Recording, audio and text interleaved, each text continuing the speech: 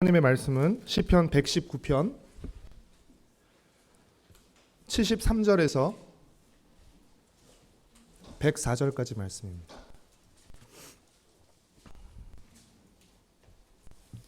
시편 119편 73절에서 104절까지 말씀입니다. 저와 여러분이 한 절씩 교독하고 마지막 절은 함께 읽도록 하겠습니다.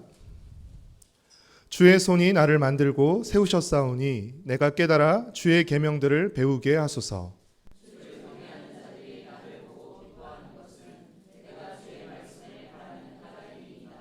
여호와여, 내가 알거니와 주의 심판은 의로우시고 주께서 나를 괴롭게 하심은 성실하심 때문이니이다.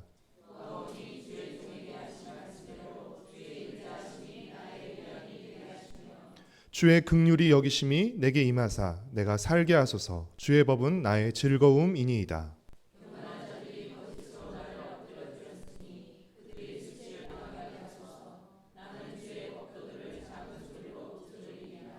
주를 경외하는 자들이 내게 돌아오게 하소서. 그리하시면 그들이 주의 증거들을 알리이다.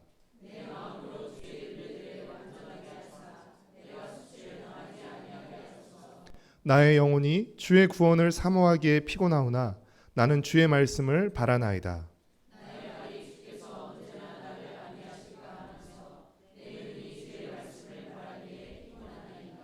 내가 연기 속에 가죽 부대같이 되었으나 주의 율례들을 잊지 아니하나이다.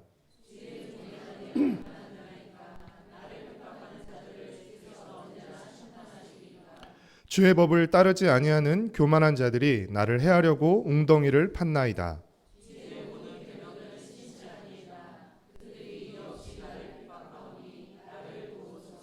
그들이 나를 세상에서 거의 멸하였으나 나는 주의 법도들을 버리지 아니하였사오니.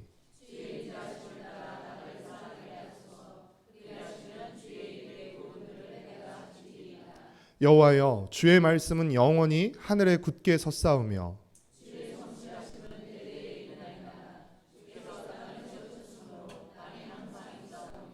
천지가 주의 규례들대로 오늘까지 있음은 만물이 주의 종이 된 까닭이니이다.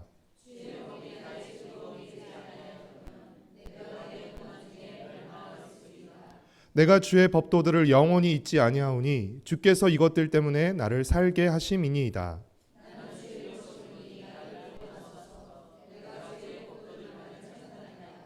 악인들이 나를 멸하려고 엿보으나 나는 주의 증거들만을 생각하겠나이다.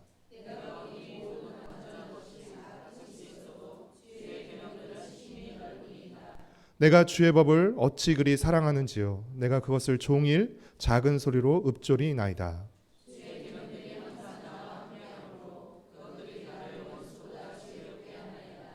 내가 주의 증거들을 늘 읊조림으로 나의 명철함이 나의 모든 스승보다 나으며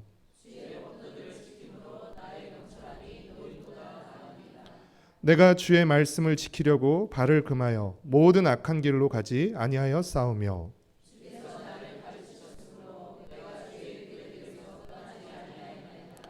주의 말씀의 맛이 내게 어찌 그리 단지요. 내 입의 꿀보다 더 다니이다.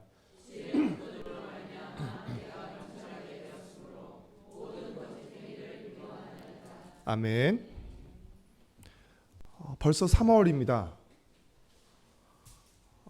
2017년을 시작한 게 엊그제 같은데 벌써 2달이 지나갔습니다. 하루도 빨리 지나가지만 한 주는 더 빨리 지나가는 것 같고 또 한 달은 더 빨리 지나가는 것 같습니다. 말이 되나요? 그렇게 느껴집니다. 우리가 사는 이 시대 자체가 참 빠르게 지나가는 격변기인 것 같습니다. 세상이 너무 빨리 그리고 많이 변해가는 것 같습니다. 이는 비단 국내적으로뿐 아니라 전 세계적으로도 마찬가지입니다. 여러분은 요즘 언론을 통해서 4차 산업혁명이라는 말을 부쩍 자주 접하시게 될 것입니다. 4차 산업혁명이란 말은 간단히 설명하면 정보통신 기술의 융합을 통해서 인공지능, 로봇 기술, 생명과학이 주도하는 차세대 산업혁명을 의미하는데 이는 경제나 산업뿐 아니라 사회 전반에 걸쳐서 많은 영향과 변화가 예상됩니다. 이와 관련된 짧은 뉴스 한 꼭지를 잠깐 보도록 하겠습니다.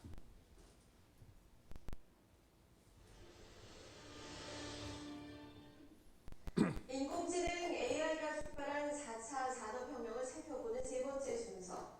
오늘은 AI가 진화를 거듭하면서 사람들의 직업에 미치게 일자리 변화 전망을 이호건 기자가 살펴봤습니다. 병원에 실려온 남성을 IBM의 인공지능 왓슨이 칭찬합니다. 축적된 수많은 의료 정보를 토대로 2시간 만에 병명을 찾아내고 처방합니다. 미국의 한 병원에서 실제 일어나고 있는 일입니다. 미국 앤더슨 암센터는 왓슨의 암 진단 정확도가 96%로 일반 암 전문의보다 월등히 높다고 밝혔습니다. 또 금융 부문에서도 같은 조건에서 실적을 분석한 결과 인간 펀드 매니저들이 평균 3% 손실을 낸 데에 AI는 5% 수익을 얻었습니다. 이러다 보니 최근 영국 최대현의 RBS는 AI를 상담에 활용하면서 기존 인력 550명을 해고했습니다. 뿐만 아니라 AI는 새로운 요리를 만드는 일, 음식을 주문하고 서빙하는 일, 택배에서도 이미 인간의 일자리를 위협하고 있습니다. Hello, my name is Watson. Let's build a smarter planet. 정형화되고 암기를 많이 하고 어떤 기존의 예를 가지고 하는 그런 직업들은 아마 굉장히 많이 대세되지 않을까 싶습니다. 미래학자들은 2020년까지 AI 때문에 일자리 500만 개가 사라질 걸로 예측합니다.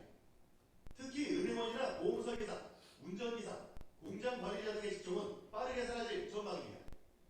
반면 운동선수나 심리상담사, 예술인, 장의사 같은 직종은 살아날 거고 인공지능이나 정보보안 분야 등에선 새 직종이 창출될 거로 보입니다. 새로운 일거가 생겨나는 경우가 있어요. 일부 직분의 사람들한테 그것이 나쁜 영향을 미칠 거를 웬만큼 발견할 수 있어요. 그거를 예방조치 해가면서 전반적으로는 AI로 생겨나는 일자리보다 사라지는 일자리가 더 많을 만한 견해가 많아 국가 차원의 대비책이 필요해 보입니다. SBS 이호건입니다. 이 뉴스는 4차 산업혁명의 주요 개념인 인공지능, 자동화, 로봇화로 인해서 향후 20년 내에 현재 직업의 절반 이상 70%까지 얘기하는 수치가 나왔고요. 수치상으로는 약 500만 개 이상의 직업이 사라지게 될 거라는 전망과 예측을 전하고 있습니다. 이 말을 조금 더 이해하기 쉽게 설명하면 우리 아이들이 의사나 변호사, 아나운서나 요리사를 목표로 하고 열심히 공부했는데 그 아이들이 학교를 졸업하고 사회에 나올 때 그 직업이 사라져 버렸을 수도 있다는 것입니다. 물론 이 전망과 예측이 틀릴 수도 있습니다. 그러나 분명한 것은 시대와 사회가 빠르게 바뀌고 변화하고 있어서 예전에 유효했던 기존의 방식과 모델들이 서서히 수명을 다해가고 한계에 도달해 간다는 것입니다. 이런 상황 속에서 기업은 물론 국가도 차세대 성장 동력, 미래의 먹거리를 발굴하고자 많은 연구와 노력을 기울이고 있습니다. 가정 그리고 개인적인 차원에서 우리도 우리 아이들에게 무엇을 가르치는 것이 이렇게 빠르게 변해가는 세상 속에서 우리 아이들에게 도움이 될 것인지를 생각하며 가급적 일찍부터 그것을 가르치려고 합니다. 그 중에 가장 대표적인 것이 영어이죠. 그렇죠? 그리고 요즘은 중국어와 또 코딩을, 컴퓨터 프로그래밍을 가르치는 부모님들도 늘어나고 있다고 합니다. 영어와 중국어 그리고 코딩이나 프로그래밍 실력이 좋으면 좋은 대학에 들어가고 좋은 직장을 얻는데 분명히 도움이 될 것입니다. 그러나 이 또한 현 단계에서의 예측과 전망일 뿐이지 실제로 어떻게 될지는 모릅니다. 그리고 설령 좋은 대학과 좋은 직장에 들어간다고 해서 반드시 좋은 인생을 사는 것도 아닙니다. 우린 뉴스를 통해서 그 사실을 요즘 잘 접하고 있습니다. 그렇다면 우리는 아이들의 미래를 위해서 또 우리 아이들이 앞으로 가치 있고 또 복된 인생을 살게 하려면 어려서부터 우리가 정말 아이들에게 가르쳐야 하는 것은 무엇일까요? 당연히 설교 시간에 이 얘기를 꺼내고 있기 때문에 여러분은 아마 그 답을 할 거라고 예상하고 있을 텐데 맞습니다. 바로 하나님의 말씀입니다. 우리가 어려서부터 되게 일찍부터 가르쳐야 될 것은 바로 하나님의 말씀입니다. 우리 96절의 말씀을 같이 한번 다시 읽어보도록 하겠습니다. 함께 읽겠습니다. 내가 보니 모든 완전한 것이 다 끝이 있어도 주의 계명들은 심히 넓으니이다. 아무리 좋은 것이라도 이 세상의 것들은 모두 끝이 있습니다. 그것은 수명이 있다는 것이고 한계가 있다는 것입니다. 그러나 하나님의 말씀은 끝이 없고 한계가 없고 그리고 완전합니다. 하나님의 말씀은 끝이 없고 영원합니다. 왜냐하면 그 말씀을 하신 하나님이 영원하시고 전능하시며 신실하시기 때문입니다. 그렇게 우리는 우리 자신도 하나님의 말씀을 배우고 우리 자녀에게 영원한 하나님의 말씀인 성경을 가르쳐야 합니다. 혹시 여기 계신 분들 중에서는 그렇게 생각하는 분은 안 계시겠지만 여러분, 성경은 수천 년 전에 기록된 캐캐 묵은 고문서나 역사책이 아닙니다. 성경은 고리타분한 종교적인 규칙이나 또 조항들을 모아놓은 율법책이 아닙니다. 성경은 기록된 하나님의 말씀입니다.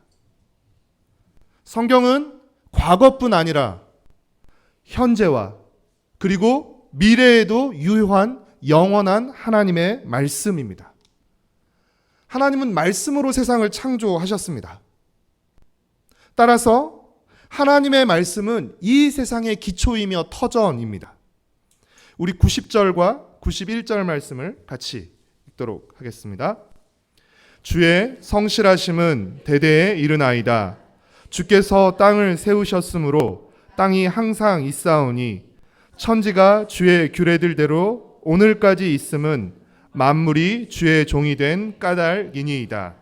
하나님은 말씀으로 세상을 창조하셨고 또 말씀으로 창조하신 세상을 다스리시며 움직이십니다.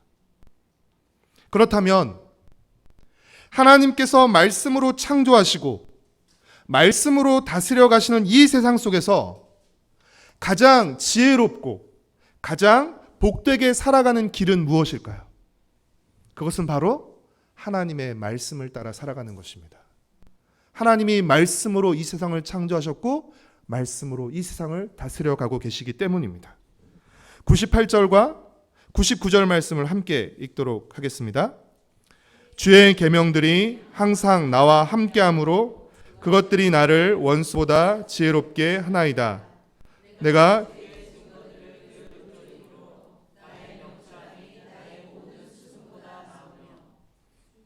죄송합니다. 제가 뭔가 말씀을 잘못 찾은 것 같네요.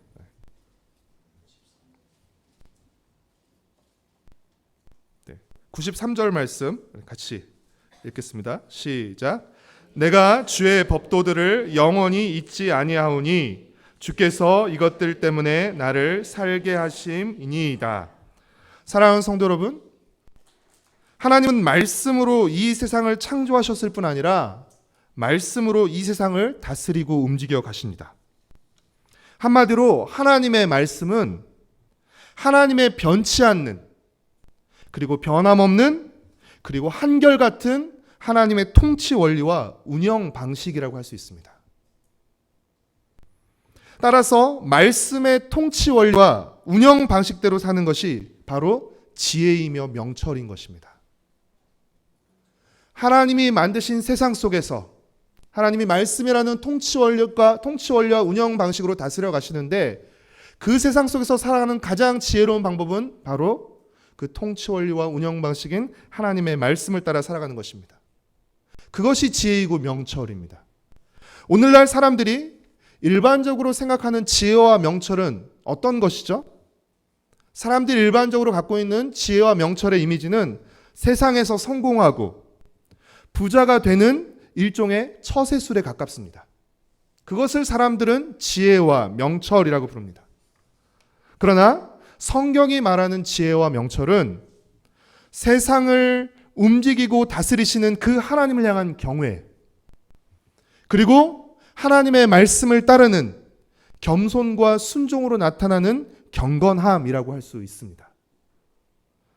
지혜는 하나님에 대한 경외에서 출발해서 경건으로 향하는 것입니다. 우리 101절 말씀을 같이 읽도록 하겠습니다.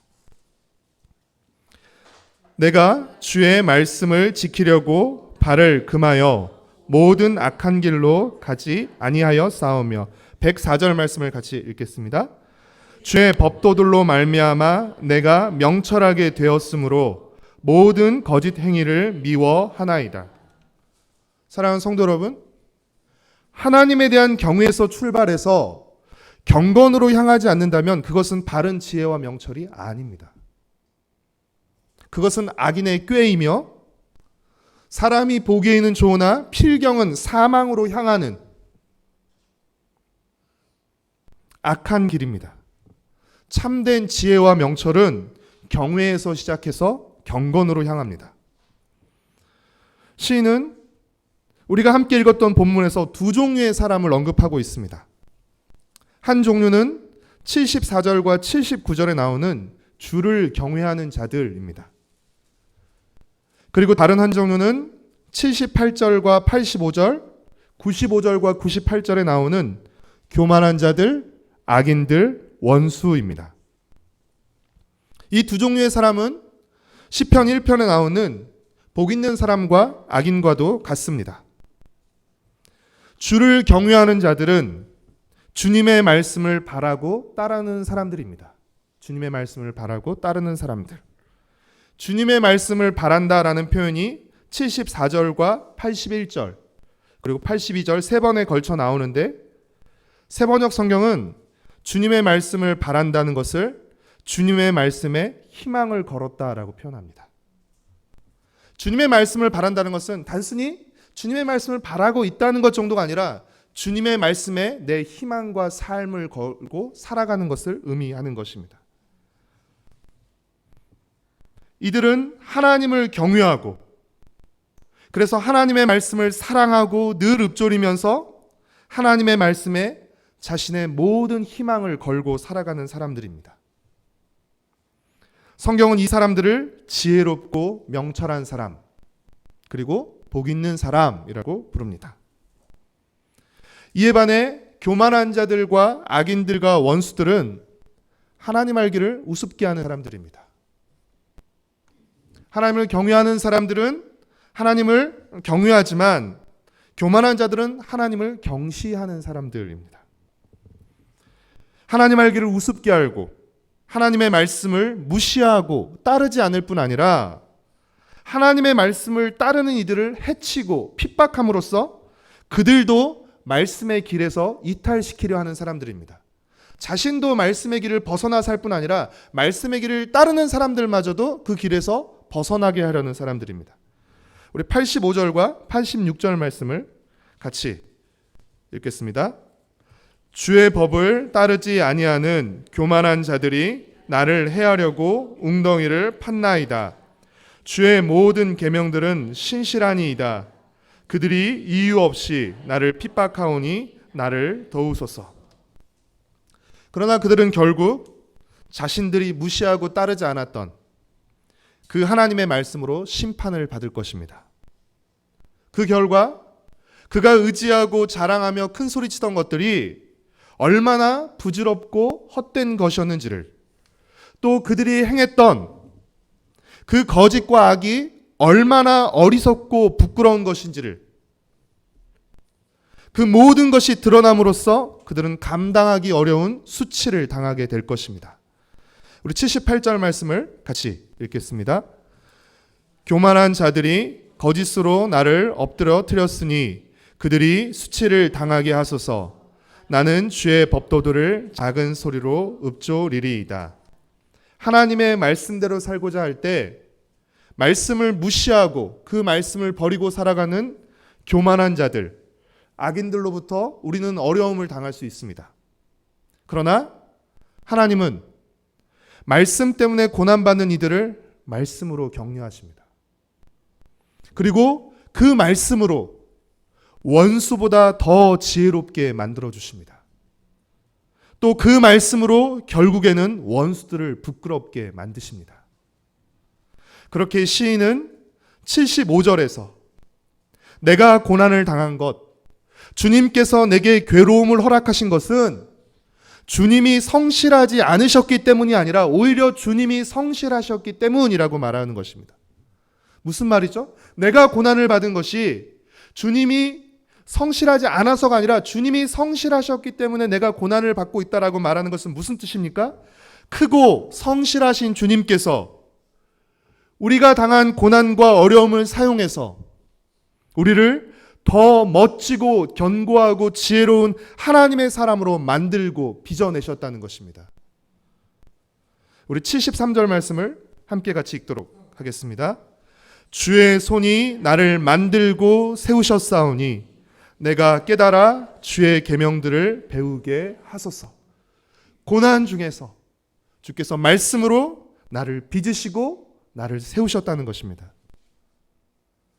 사랑하는 성도 여러분, 이 세상에 속한 모든 것은 다 끝이 있습니다. 결코 영원하지 않습니다. 그러나 하나님의 말씀은 영원합니다. 89절의 말씀처럼 주의 말씀은 영원히 하늘에 굳게 서 있습니다. 이사야 40장 8절 말씀처럼 풀은 마르고 꽃은 시들지만 우리 하나님의 말씀은 영원히 서 있습니다. 그렇다면 아무리 세상이 빠르게 그리고 심하게 변하고 요동친다 할지라도 우리가 이 격변하는 세상 속에서 중심을 잡고 안전하고 행복하게 살 수 있는 비결은 무엇입니까? 바로 그 변치 않는 하나님의 말씀을 붙잡고 살아가는 것입니다. 앞으로 우리 사회가 그리고 우리 자녀들과 다음 세대가 살아갈 사회는 어떤 모습으로 변해갈지 우리가 예측할 뿐이지 정확히 알지 못합니다. 그러나 우리가 분명하게 아는 것은 그때에도 영원하신 하나님께서 온 세상을 주관하시고 다스린다는 것입니다. 변치 않는 하나님의 통치 원리인 그리고 운영 방식인 말씀을 통해서 그때에도 하나님께서 변함없이 신실하게 다스려 가신다는 것입니다. 그렇기에 그 하나님의 변함없는 통치 원리와 운영 방식인 하나님의 말씀을 따라 사는 것이 지혜이고 명철이라는 것입니다. 그리고 그렇게 살아갈 때 가장 안전하고 즐거우며 복된 삶을 살아갈 수 있게 된다는 것입니다. 사랑하는 성도 여러분, 격변하는 세상 속에서 살아가는 우리 자신과 우리 자녀들이 붙잡아야 할 것이 있다면 그것은 변하지 않는 하나님의 말씀입니다. 우리는 우리 자녀들이 일찍부터 어려서부터 하나님을 경외하고 하나님의 말씀을 존중하고 하나님의 말씀을 바라며 하나님의 말씀을 따르도록 가르쳐야 합니다. 이 세상을 살아가는 데 도움이 될 거라고 여기는 그 모든 기수들은 하루라도 더 일찍 가르치려고 애쓰시면서 하나님의 말씀은 자꾸 뒤로 미루고 있지는 않습니까? 나중에 학교 가서 대학 가서 결혼하고 안정된 가정을 이루면 자꾸 한없이 말씀을 가르치는 뒤로 미루고 있지는 않습니까? 어려서부터 우리 아이들이 말씀의 맛을 경험하도록 가르치고 도와주어야 합니다. 양 목사님이 예전에 하셨던 설교 중에 제가 계속 기억하고 있는 내용이 있습니다. 그것은 사람이 살아가는 전생애에서 가장 폭발적으로 성장하는 시점이 언제냐 하는 것이었습니다. 여러분 혹시 이 질문의 답을 기억하고 계신가요? 저는 기억하고 있습니다. 그 답은 자신의 손으로 밥을 먹기 시작하는 시점이라고 말씀하셨습니다. 한 사람이 그 생애 가운데 가장 폭발적으로 성장하는 시점은 자신의 손으로 밥을 먹기 시작하는 그 순간입니다. 저는 이것이 육체적인 성장뿐 아니라 영적인 성장도 마찬가지라고 생각합니다. 사랑하는 성도 여러분, 좋은 목회자로부터 좋은 설교, 좋은 강의를 듣는 것은 너무나 귀하고 유익한 것입니다. 할 수만 있다면 여러분 이것을 듣기 위해서 힘쓰셔야 됩니다. 그러나 여러분이 직접 성경을 펼쳐서 여러분의 눈으로 말씀을 읽고 묵상하는 것은 훨씬 더 귀하고 유익한 일입니다.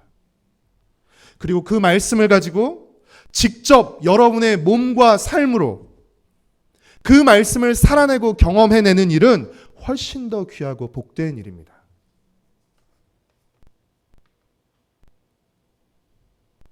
죄송합니다.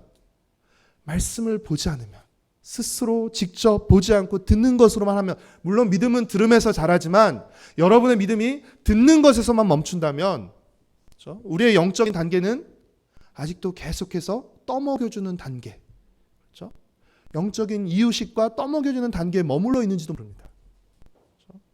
너희가 마땅히 시간이 지났으면 장성하여서, 그렇죠? 딱딱한 말씀도 씹어먹고, 그렇죠? 어려운 말씀을 붙들고 씨름하고, 그렇죠? 하면서 그 말씀을 내 것으로 만들어가는 이 경험들이 쌓여야 되는데, 어쩌면 우리는 너무 쉬운 것만, 딱 우리 입맛에 맞는 것만 사실은 넣어주면 먹고 아니면 뱉어내고 있는지도 모르겠습니다. 제가 교회를 다니면서 큐티 강의하면서 한 가지 이렇게 자주 드리는 얘기가 있는데, 너무 말씀을 날로 먹으려고 하는 경향이 있습니다. 우리는 말씀이 너무 귀한데 이 말씀을 아무 수고도 안 하고 그냥 날로 먹으려고 하는 경향이 있습니다. 사실은 우리가 믿음이 자란다는 것은 말씀을 붙들고 더 씨름하고 고민하는 것이라고 생각합니다. 여러분의 눈으로 말씀을 읽으면서 그 말씀을 가지고 묵상하고, 또 그 말씀을 붙들고 기도하고, 또 그 말씀에 나의 삶을 걸어보고, 이런 것들이 차곡차곡 쌓일 때 사실은 우리의 믿음이 자라가게 되는 것입니다. 103절 말씀을 함께 읽고 말씀을 마무리하도록 하겠습니다. 103절 말씀 같이 읽겠습니다. 주의 말씀의 맛이 내게 어찌 그리 단지요, 내 입에 꿀보다 더 다니이다. 사랑하는 성도 여러분, 직접 이 말씀의 달콤함을 맛보시기를 바랍니다. 맛에 대한 설명을 듣는 것으로 만족하지 마시고, 먹어본 사람이 그러는데 진짜 맛있대더라, 진짜 달콤한, 이 설명을, 요즘 이렇게 먹방 프로그램 보면 진짜 설명 잘하는 사람들이 있어요. 그렇죠? 근데 아무리 설명을 잘해도 그냥 간접적인 설명일 뿐입니다. 맛에 대한 설명을 듣는 것으로 만족하지 마시고 이 맛을 직접 경험하시기를 바랍니다. 그리고 자녀들에게도 이 말씀을 맛보게 해주십시오. 만남은 맛남이라고도 합니다. 자녀들과 함께 성경을 읽으면서 우리 자녀들이 자주 말씀을 만날 수 있도록 도와주십시오. 말씀을 자주 만나다 보면 말씀의 맛을 경험하는 때가 오게 되는 것이죠. 말씀을 만날 수 있는 기회를 제공해 주시고 여건을 만들어 주십시오.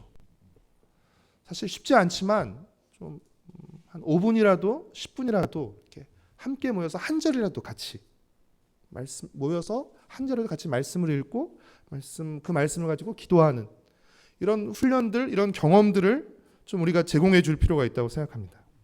그러면 어느 날 그 만남을 통해서 한두 번 말씀의 맛을 경험하게 될 것이고, 그러면서 말씀을 바라고 즐거워하며 또 그 말씀을 따르면서 참으로 만나는 인생을 살아가게 될 수 있을 것입니다.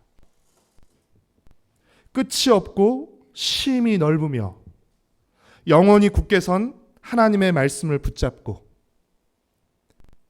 흔들리며 격변하는 세상 속에서도 중심을 잡고 굳게 서서 살아가는 우리 자신과 우리의 자녀들, 그리고 우리 세대롭교회 공동체가 되기를 간절히